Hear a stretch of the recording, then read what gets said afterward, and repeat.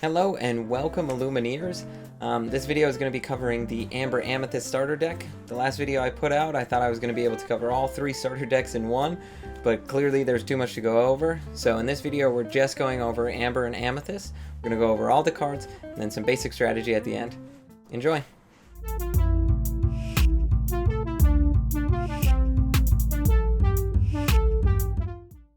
This deck has 53 inkable cards, and 7 non-inkable cards, 47 characters, 2 actions, 8 songs, and 3 items. The average ink cost is about 2.7. There are also cover foil cards of Moana of Matanui and Mickey Wayward Sorcerer.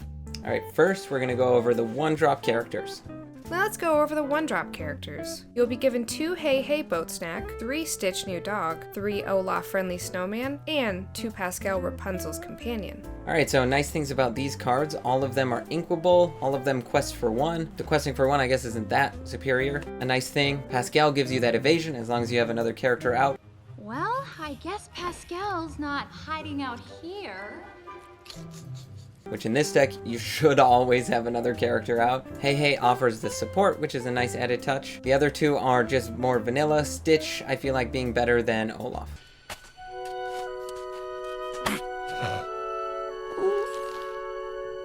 Also, there are 10 one-drops in total. This really adds to the theme of the deck, one of the themes which we're going to go over later in the video, but it allows you to build a really wide board really early in the game, which, like I said, we're going to go over it later, so don't even worry. Let's go over to the 2-drop characters now. The 2-drop characters are 3 Minnie Mouse Beloved Princess, 2 Dr. Facilier Charlatan, 3 Magic Broom Bucket Brigade, and 2 Yzma Alchemist. Alright, all these 2-drops are inkable, which is, again, a nice feature. Minnie may seem like a vanilla card, but she adds into the princess theme, which is another thing we're going to get into later. Dr. Facilier comes in and has a lot of willpower and has that challenger ability to really help him fight. On the return, it's not as great, of course, but in the early game at a 2-drop spot, he can be very helpful. The Magic Brooms may not seem like a lot, but once you get Mickey Wayward Sorcerer in there, they fill into that theme, which again I'll talk about later. Last, Yzma is actually a real powerhouse. To the secret lab! Pull the lever, Kronk.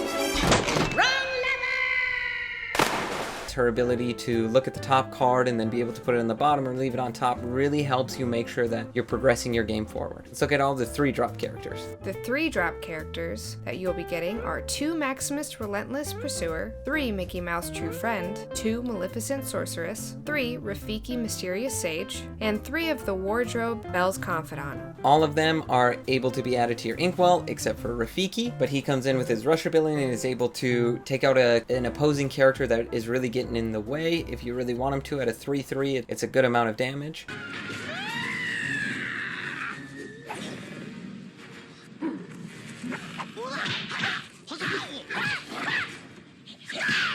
Maleficent is a little underpowered in her willpower and strength, but she does give you the card draw, which of course is a really nice thing. Mickey ends up being, honestly, a card you're going to add to your inkwell, even though he is just, trying to be a good friend. Maximus's ability comes in, allowing you to take out an opposing character while potentially saving your own too, which is always a great thing to have. And then Wardrobe is another vanilla card. More often than not, she is going to be added into the inkwell, but I mean, late game, if you need more characters still, she is a pretty solid body for a 3-drop. Let's take a look at all the 4-drop characters. Now let's go over the 4-drop characters. In this deck, you will receive 2 Ariel on Human Legs, 2 Cinderella Gentle and Kind, 1 Hades Lord of the Underworld, 2 Jafar Wicked Sorcerer, 2 Jetsam Ursula Spy, and 1 Mickey Mouse Wayward Sorcerer. Alright, we got a lot here in the 4-drop slot. All of them are inkwellable, which is really, really nice, except for Hades, but when you look at Hades, you're not going to want to put him into your inkwell. His recursion ability is very strong. Can't believe you're getting so worked up about some guy.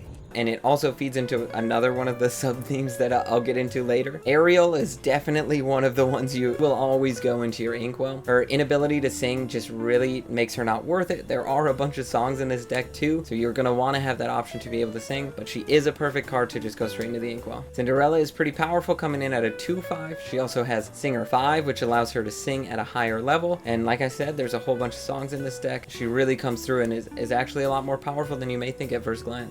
Jafar, also another pretty powerful character. Now then, perhaps I can divine a solution to this thorny problem. His challenger ability puts him at a 5/5 and can honestly, it allows him to take out a lot more characters than you would think at first. Jetsam is an alright card. He definitely is a lot better when you have Floatsam with him. More often than not, I think he would be added to your Inkwell, but if you know you have a Floatsam or you have scryed with Yzma and you know that a Floatsam is coming up, then Jetsam is a totally solid card. And then of course Mickey, who I was talking about before, granted you only have one of him, but if you're able to get your Mickey chugging along with your brooms, it can be a pretty solid combo that allows you to keep playing characters. Now let's go into our 5, 6, and 7 drops. And the last setups are the 5, 6, and 7 drop characters. You will receive 1 Moana of Matanui, 1 Flotsam Ursula's Spy, 1 Sven, Official Ice Deliverer, and 1 Dr. Facilier, Agent Provocateur. Alright, half of them can be added to the Inkwell, half can't, and they all kind of quest for different lore. Let's first talk about Moana. She quests for a lot. She plays directly into the princess theme, which is something that I talked about earlier and will actually expand on later. And being a 1/6 makes her pretty hard to kill, honestly. Floatsam, like I said before, he ties directly into Jetsam, so if you have both of them out, they really play into each other. Sven comes in and is really just a big body at the end of your game. No, Sven, I didn't get your carrots. A lot of your stuff is going to be early and small, and then if you get stuck at the end, then you draw into him. It can be a nice thing. He is pretty solid at a 5/7. Dr. Facilier, though, is an insane card, especially in this deck. A tip of the hat from Dr. Facilier. How y'all doing? Especially if you're able to get him out earlier by shifting him, because 7 costs may seem tough and you only have a couple options for shifting him out early. But if you're able to get him out and have a full board, and then your board just like basically never dies, it can be very powerful. Now let's go over the actions and the items. Now let's go over the actions and items that you'll receive. You'll be getting 2 Control Your Temper and 3 Dangle Hopper. So only 2 things here. Both are inkwellable. Both are really cheap. Control Your Temper really allows your smaller characters to survive if you're trying to challenge early. Dangle Hopper again adds to your survivability factor. I got like 20 thingamabobs. What's that word again? Dingle hopper. Granted, it's only 1 damage, but I guess a damage is a damage in the end. Now let's talk about all the songs. Now let's go over the songs that you'll be receiving in this deck. You'll be given 2 Be Our Guest, 1 Part of Our World, 3 Friends on the Other Side, and 2 Hakuna Matata. So all of these songs are Inkwell-able except for Part of Your World. I mean, that's not something you have to really worry about. If you have Part of Your World, you're probably going to want to play. But I want to be part of that world.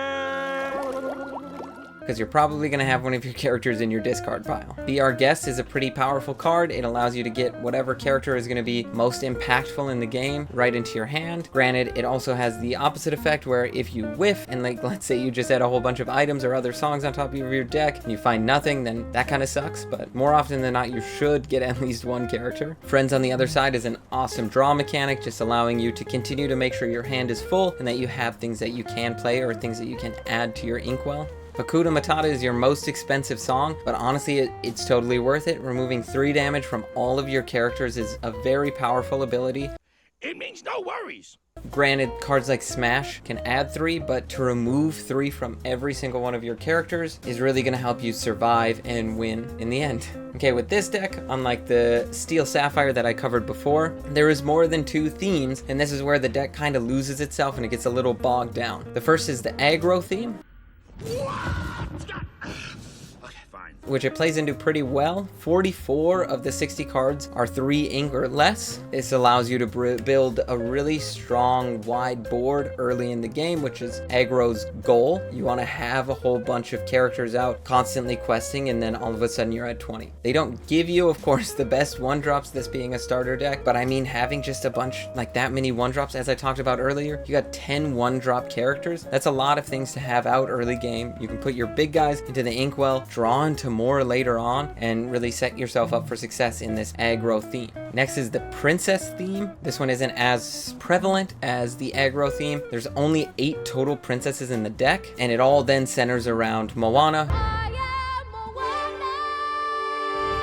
whose ability allows you to ready all the princesses you've quested with so far that turn. So if that sounds a little bit confusing, let me explain it real quick. Let's say you have Cinderella and Princess Minnie out and your Moana. First you would quest with Minnie, and then you would quest with Cinderella, and then once you quest with Moana, it would allow you to ready the other two and protect them from being challenged. Granted, this would be a lot more powerful if you had more princesses. It would definitely be a lot more powerful if you didn't have the Ariel that can't sing.